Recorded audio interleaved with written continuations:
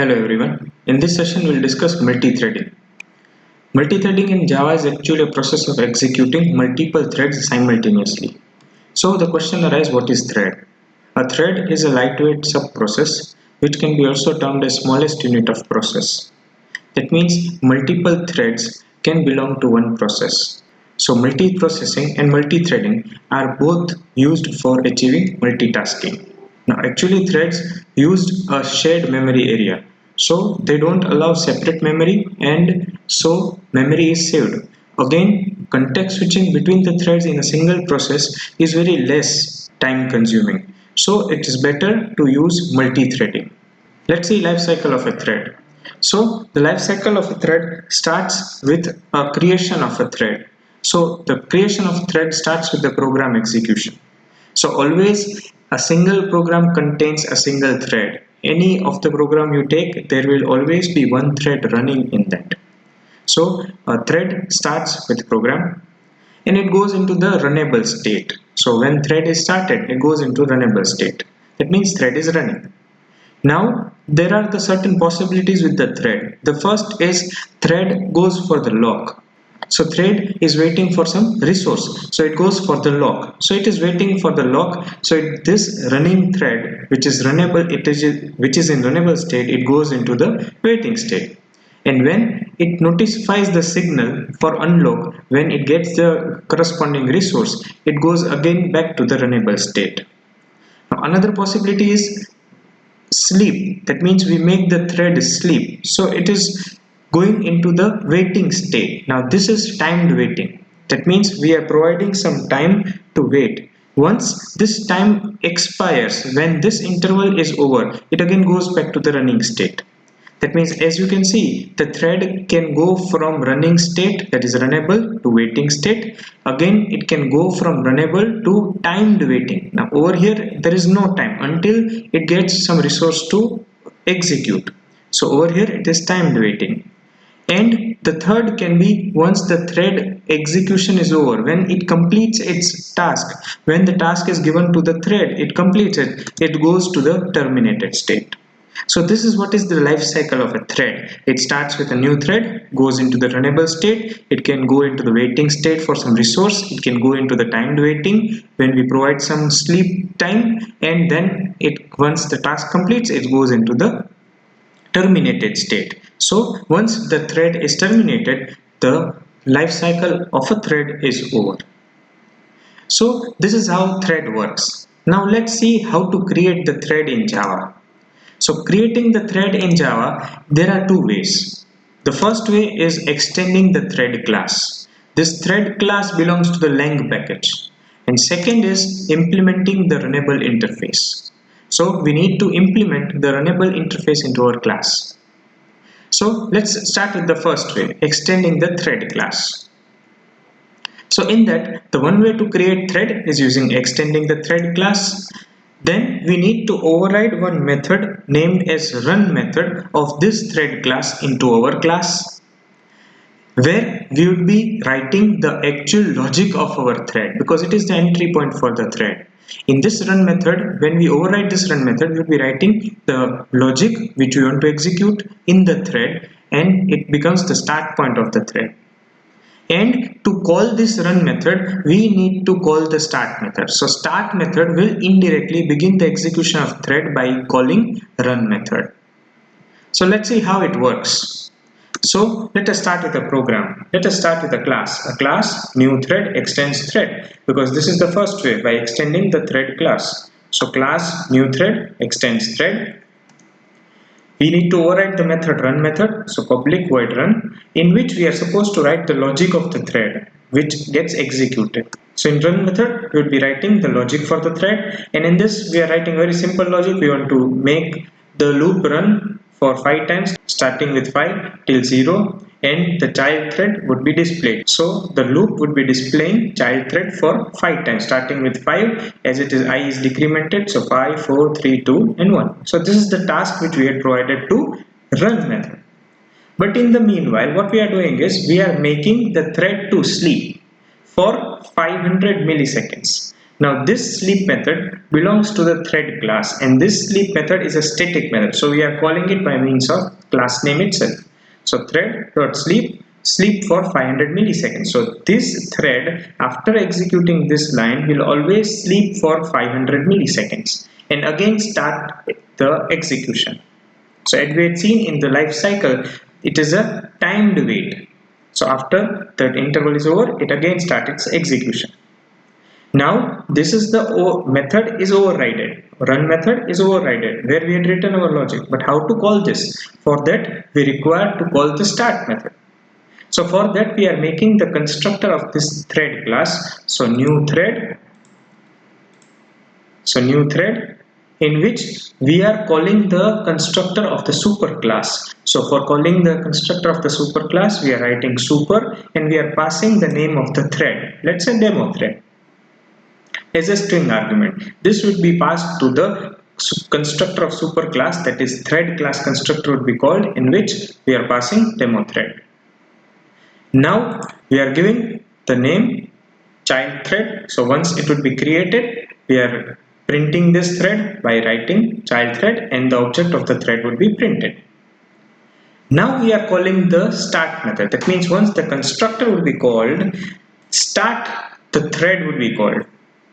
So when the object of this class is made, constructor would be called, it will call superclass constructor, the child thread would be created, and by means of this we can display the thread, and the start will indirectly starts the thread. So actually the one thread was going on, that was main thread, and the next thread would be started, that is the run. So now from once this start method is called, two threads are started. One is main actually which was running, and now the second, that is run. Now let's make the object of this new thread class. So for that we are writing one class, that is extend thread, in which we are writing our public static void main, and in that we will be creating the object of this thread class which we had created. So new thread. Over here we are not writing the reference of this object, we are simply making an anonymous object. So new thread is created, new thread, object of this class is created. So indirectly the constructor is called, constructor of the super class will be called, then this message would be printed and the start method will be called. So from this, two parallel executions or two concurrent executions have started. One is this run, and second it goes back to our public static void main, wherein again we are writing for loop which runs from 5 to 0, and we are printing main thread I. So we can bifurcate that main thread is executing this for loop, child thread is getting executing this for loop. And in the main thread, as you can see, we are making main thread to sleep for 1000 milliseconds.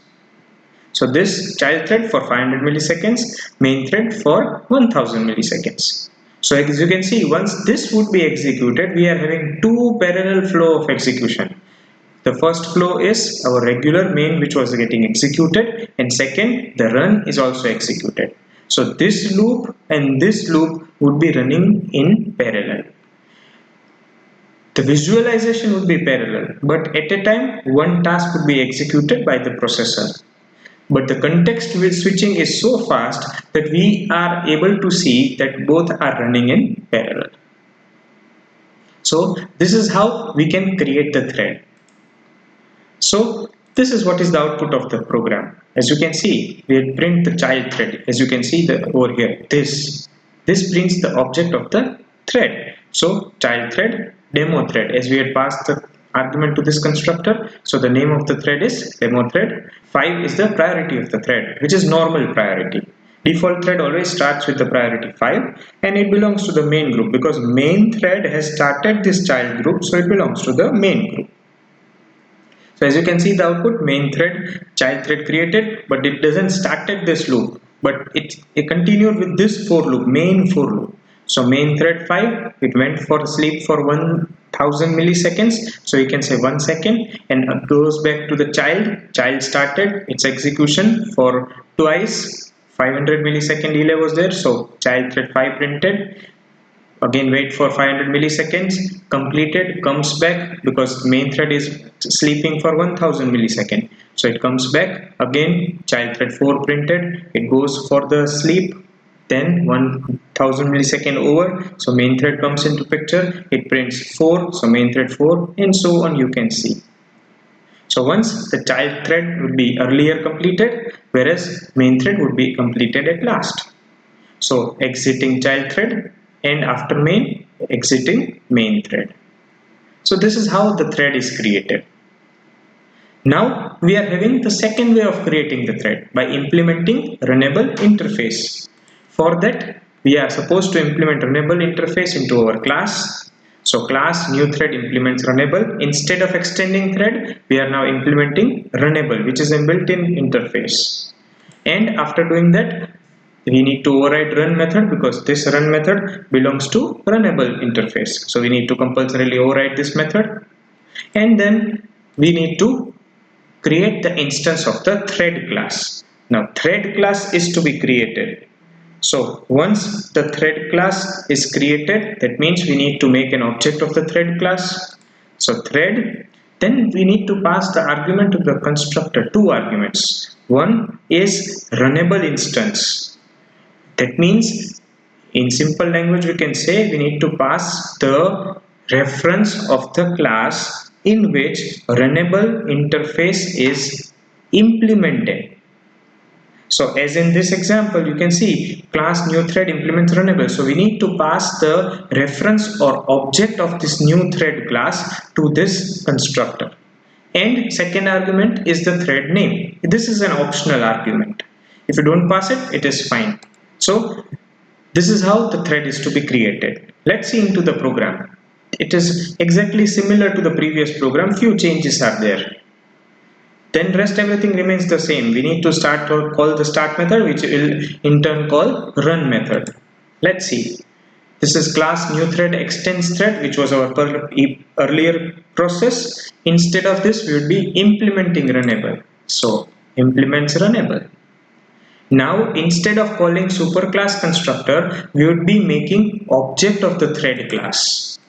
So thread t equals to new thread. That means we are supposed to pass the object of the class in which runnable interface is implemented. So implements runnable. So as it is in the same class, so we can write the this object. So this reference and the name of the thread. Now instead of this, we would be printing t because now we are not extending the thread class. So we are simply printing t instead of this. And instead of start, now we need to call this start method by means of object of the thread class. So instead of start only, we'll be writing t.start. Rest everything remains the same.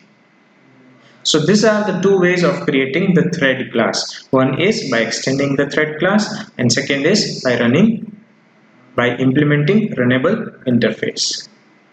That's it. Thank you.